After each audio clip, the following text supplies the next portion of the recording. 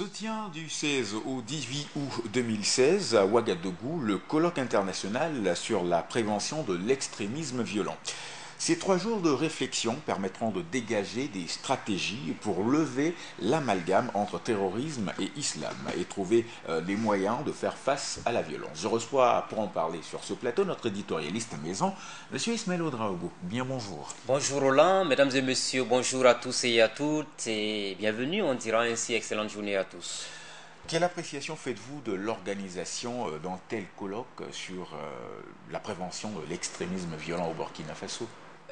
Déjà, à l'entame de cette réflexion sur le sujet, nous ne pouvons que saluer cette initiative, je dirais simplement de l'Organisation de la jeunesse musulmane en Afrique de l'Ouest, initiative qui rallie plusieurs jeunes de la sous-région donc autour d'un même idéal, notamment une contribution importante liée aux questions religieuses. Vous savez que la religion a tendance à prendre un certain nombre de reliefs en ce qui concerne le comportement, les faits et gestes. On parle aujourd'hui de la contribution de la jeunesse musulmane en Afrique de l'Ouest à la prévention de l'extrémisme violent.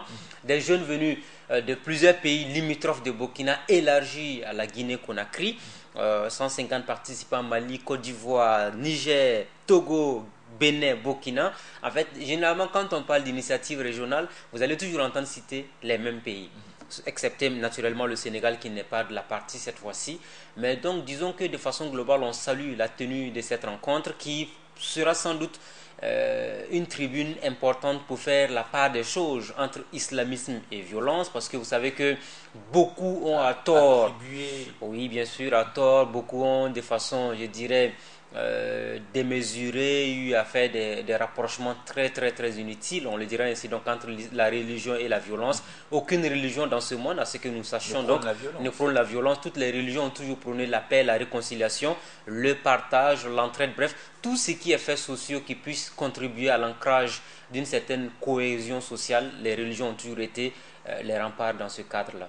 D'accord. Alors, quelle est la cause de la montée de l'extrémisme au sein de la jeunesse quand on sait que c'est plus les jeunes qui sont sur le terrain, voilà, histoire donc de se faire exploser et voilà, et autres actions non terroristes. Vous savez, c'est une question assez préoccupante du moment où on n'a plus de frontières. Vous vous rappelez les différentes violences dont ont été victimes notamment 3 pays qui nous sont très proches. Vous avez d'abord le Mali avec l'hôtel Radisson de Bamako. Il y a eu l'avenue Kwame Nkrumah à Ouagadougou, Grand Bassam du côté de la Côte d'Ivoire, pour ne citer que ces 3 exemples. Alors, on a toujours après des images de propagande qui naturellement ne sont certifiés que par les auteurs ou encore ceux qui se réclament de ces barbaries, ont été publiés et vous allez toujours voir l'image de jeunes garçons qui sont toujours publiés. Et récemment encore, on a eu arrêté quelqu'un du côté du Mali où il serait le cerveau donc, de l'attaque dont a été victime la brigade de gendarmerie de Samorogouan. On avait perdu plusieurs éléments à ce niveau. Donc, disons que les violences aujourd'hui ne sauraient s'expliquer par un certain argument que ce soit. Mais la réalité des faits est que de nos jours, on parlera, certains vous diront, les jeunes sont désœuvrés aujourd'hui, il y en a qui se laissent facilement récupérer, donc du coup, il faut faire beaucoup attention. Nous avons une jeunesse à construire, on a parlé, si vous vous rappelez très bien sur ce plateau, de quel avenir pour la jeunesse africaine, notamment quand il s'est agi de soulever l'épineuse question liée à la consommation d'alcool frélaté, transfrontalière, parce que ça va au-delà même de Burkina Faso. Mais s'il y en a qui tombent dans les alcools frélatés, qui n'ont pas d'avenir, ça c'est un fait. Mais aujourd'hui, de plus en plus, vous allez voir des jeunes aussi, la mendicité qui prend forme dans les rues, ça fait rire certaines personnes. On regarde de façon, je dirais, désintéressée. Tout le monde fait semblant de se jouer les ignorants par rapport à la préoccupation future que cela pourrait engendrer. À la longue, ces jeunes qui tiennent aujourd'hui, il faut le dire, sans trop de risques de se tromper, ces boîtes-là peuvent se transformer en un jour ou l'autre, donc à des éléments très dangereux pour la société. Souvent, c'est la délinquance et autres, parce que ce sont des jeunes qu'il faut récupérer. Il ne faut pas avoir peur des mots, il faut les récupérer pendant qu'il est temps, parce qu'aucune religion ne donne lieu à ce genre de pratiques où on utilise des enfants pour les mettre sur la voie publique, pour acquitter les populations, et après, c'est des problèmes à n'en pas finir. Donc, il y a la nécessité aujourd'hui qu'on arrive effectivement à mettre fin à ces pratiques-là pendant qu'il est temps, récupérer ces enfants, parce que ce sont les enfants de la société burkinabé, ce sont les enfants burkinabés qu'il faut éduquer, qu'il faut soigner, qu'il faut également donc prendre en charge afin qu'ils puissent être véritablement des acteurs de développement de demain, parce qu'à la longue, il y en a qui vont finir des rues, ils vont finir par être des enfants de la rue parce qu'ils commencent par appartenir à des maîtres, pour certains maîtres coraniques et autres. Ils finissent par être des enfants de la rue qui vont finir par avoir des fréquentations de personnes, je dirais, de mauvaise foi. Et la suite, on la connaît. C'est la délinquance et tout ce que cela comporte.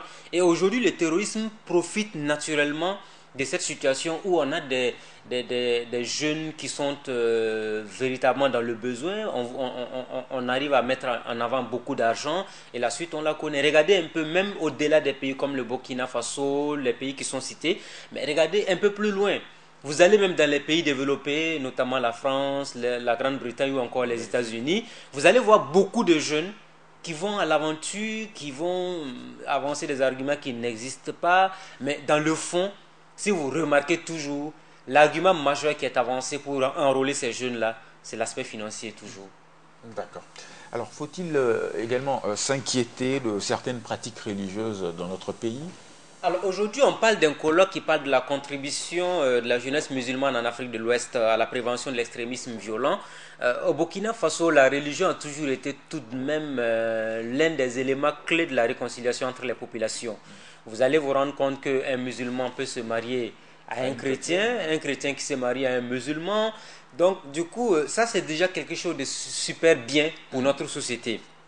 La preuve, chaque fois qu'il y a lieu de discuter entre les populations de Burkina Faso, chaque fois qu'il y a une prière musulmane au niveau de la place de la Révolution, vous avez l'évêque de Ouagadougou qui se déplace. Ça, ce sont des actes majeurs qu'on pose où vous allez voir souvent dans les villes comme Dori, les musulmans, les chrétiens se retrouvent autour de la même table, on mange ensemble, on discute de l'avenir de la nation.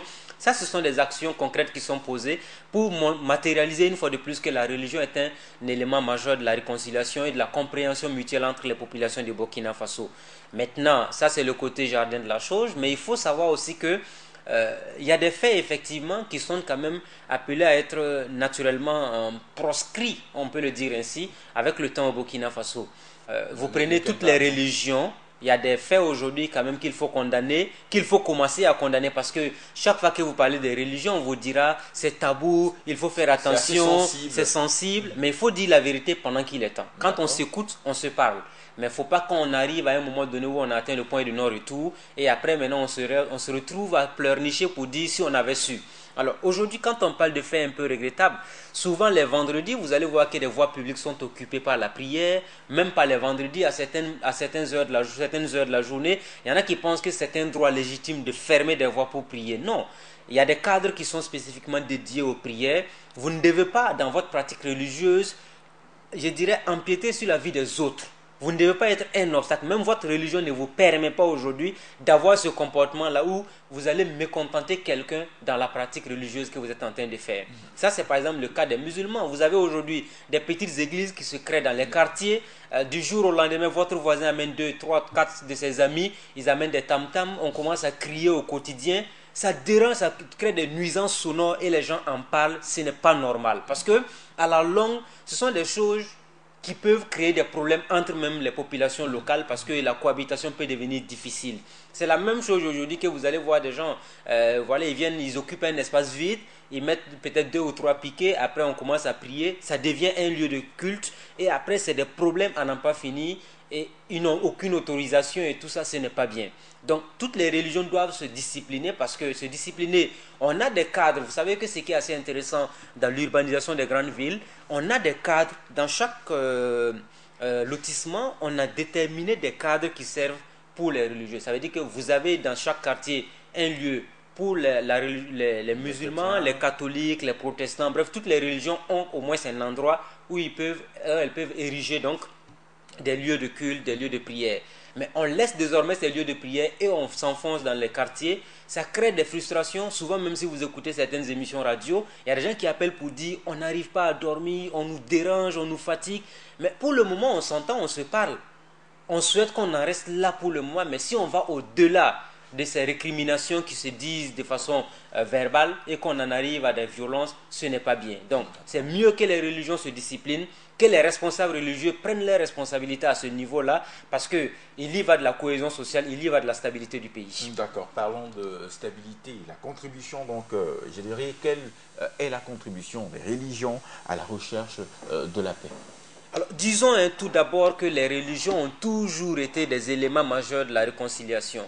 Vous remarquerez avec nous que chaque fois qu'il y a des événements majeurs, et quand vous partez par exemple à la mosquée les vendredis, les imams dans les prêches qui sont réalisés vous diront toujours: prions pour la paix dans le pays, prions pour que le pays soit toujours stable. Je pense que c'est la même chose qui se dit dans les églises les dimanches. Et chaque fois qu'il y a un événement, régulièrement, on va vers les principales, je dirais, religions pour demander d'intercéder auprès de Dieu pour que la stabilité soit de mise au Burkina Faso. Et ça, c'est un fait important parce que toutes les fois que les religions, les leaders religieux ont eu à donner de la voix, ils sont très écoutés.